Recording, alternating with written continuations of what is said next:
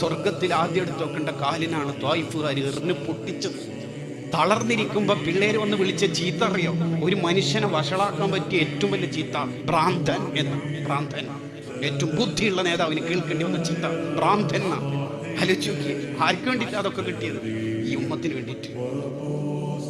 കല്ല് വെച്ച് കെട്ടിയിട്ട് ചിലപ്പോൾ നടക്കാൻ പറ്റും, ചിലപ്പം ഇരിക്കാനും പറ്റും, കിടക്കാനൊന്നും പറ്റൂല. കല്ല് മാറ്റി വെച്ച്, കല്ല് മാറ്റി വെച്ചിട്ട് കിടക്കുമ്പോൾ വയറുവേദന കൊണ്ട് അസ്വസ്ഥപ്പെടുമ്പോൾ ആവശ്യം ഉറക്കത്തുനിന്ന് നെട്ടിയിട്ട് അവിടുത്തെ വയറ് തടവി കൊടുക്കല പണി പോയിരാക്ക്. സ്വർഗത്തിലെ രാജകുമാരന്റെ കഥയാ പറയണത്. ആലോചിക്കുന്നുണ്ടേ എത്ര വിഷമങ്ങൾ സഹിച്ചു. മുഖത്തിൽ പല്ല് ഒട്ടിച്ചില്ലേ, കവൾ തണുത്തുന്ന രക്തം ഒഴുകിയില്ലേ. ആ നേതാവ് ജീവിതത്തിൽ എപ്പോഴെങ്കിലും ഒരു സുഖം അനുഭവിച്ചിട്ടുണ്ടോ? ശത്രുക്കളില്ലാത്തൊരു കാലം ഉണ്ടായിട്ടുണ്ടോ?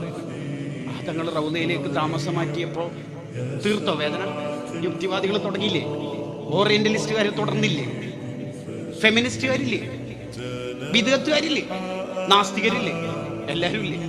നമ്മളും കൂടി അവിടുത്തെ വേദനിപ്പിച്ചാലോ? പിന്നെ ആരാ ഉള്ളത്? മുഹിബീങ്ങൾ. ഒരടിമക്ക് ലജ്ജ ഉണ്ടാവണം. എന്ത്?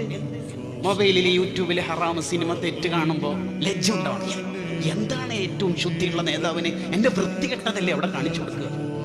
അന്യപെണ്ണിനോട് അന്യപുരുഷനോട് ചാറ്റ് ചെയ്യുമ്പോൾ, വൃത്തികേട് ചെയ്യുമ്പോൾ, ഹറാമ് വാങ്ങുമ്പോൾ, കൈക്കൂലി വാങ്ങുമ്പോൾ എൻ്റെ ഈ തെറ്റ് അവിടെ കാണിച്ചു കൊടുക്കൂലേ എന്ന് നമുക്കൊരു നാണക്കേട് ഉണ്ടാവണം. മുത്തുനബി സല്ലല്ലാഹു അലൈഹി വസല്ലം തങ്ങളെ വേദനിപ്പിക്കുന്ന ഒരു വാക്ക്, ഒരു പ്രവർത്തനം, ഒരു ചിന്ത, ഒരു ഇടപെടൽ നമ്മുടെ ഭാഗത്ത് നിന്ന് ഉണ്ടാവരുത്. അതാണ് ഏറ്റവും പ്രധാനം.